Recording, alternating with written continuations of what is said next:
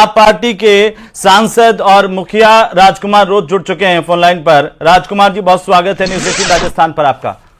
Thank you.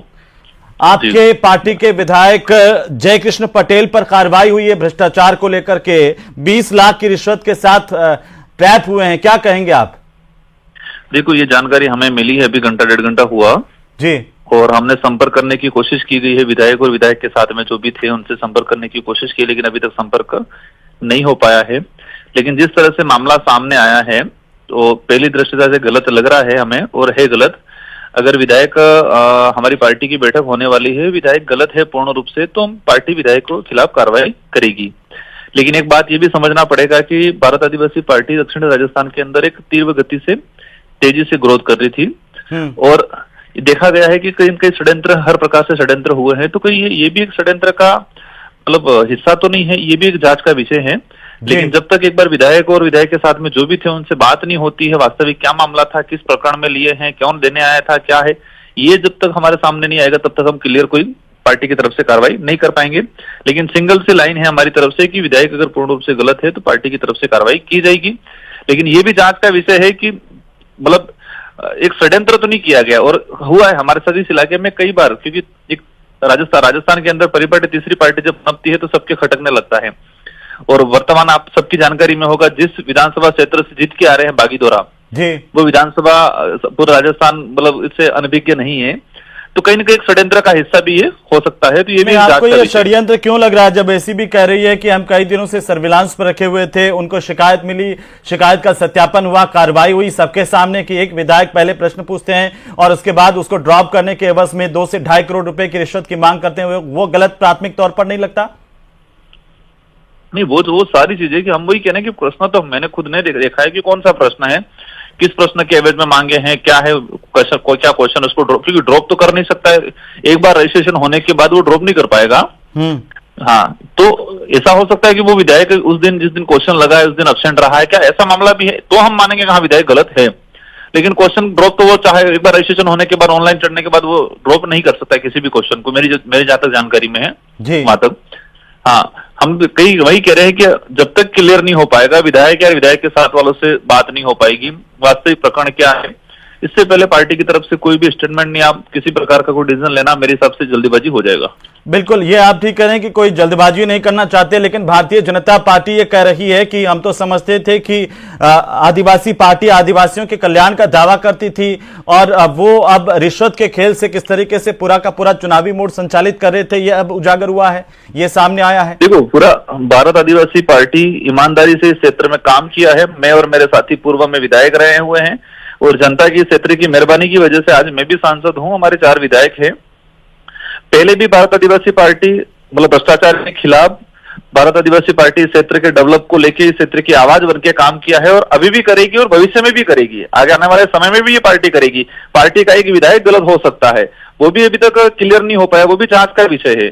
तो जब तक ये सारी चीजें सामने नहीं आएगी, हम तो पहले दृष्टि से ये देखेंगे कि हमारे क्षेत्र में हमारे विधायकों के साथ षड्यंत्र हुए हैं कई प्रकार के। नहीं, आपको राजकुमार जी ये क्यों लग रहा है कि जो जयकृष्ण पटेल के साथ में आपकी पार्टी के साथ में एक टारगेट करके षड्यंत्र किया गया है?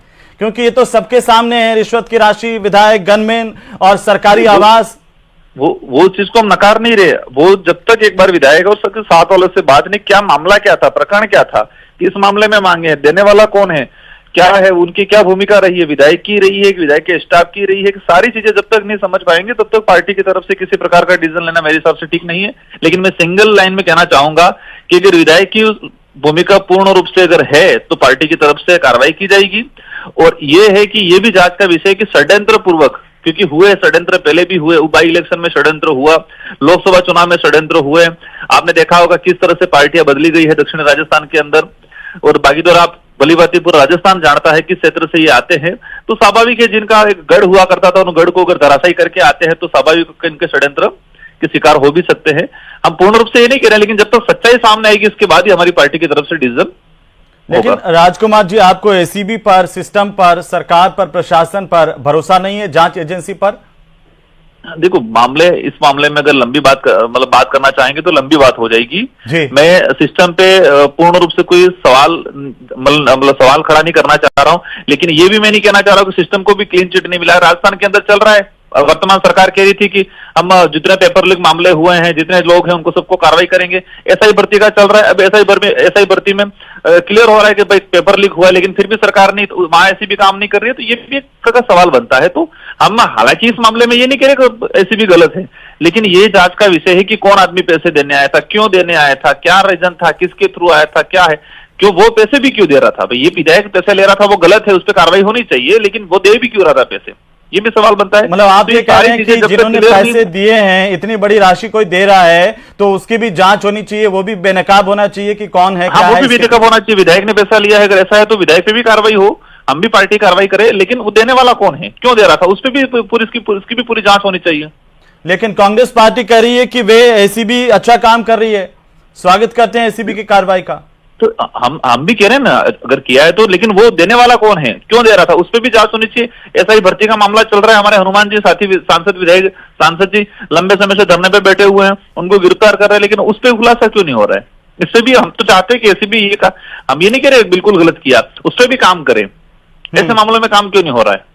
प्रताप जी हमारे साथ में भारतीय जनता पार्टी के प्रवक्ता हैं, आपने जो सवाल उठाए राजकुमार जी, वो मैं उनसे पूछ लेता हूं। प्रताप जी जवाब दीजिए, आप सुन रहे थे।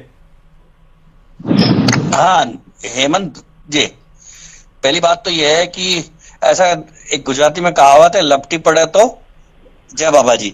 तो क्या है कि ये आप फंस गए ना, तो इधर उधर की बातें कर रहे हैं। सबसे पहले राजकुमार जी अपनी पार्टी के नेता हैं, उन्हें पहला काम ये करना चाहिए था, अगर ईमानदार पार्टी है ये, तो सबसे पहले अपने विधायक को सस्पेंड कर देती और कहती कि इस तरह की पूरी खुली जांच होनी चाहिए, और जब तक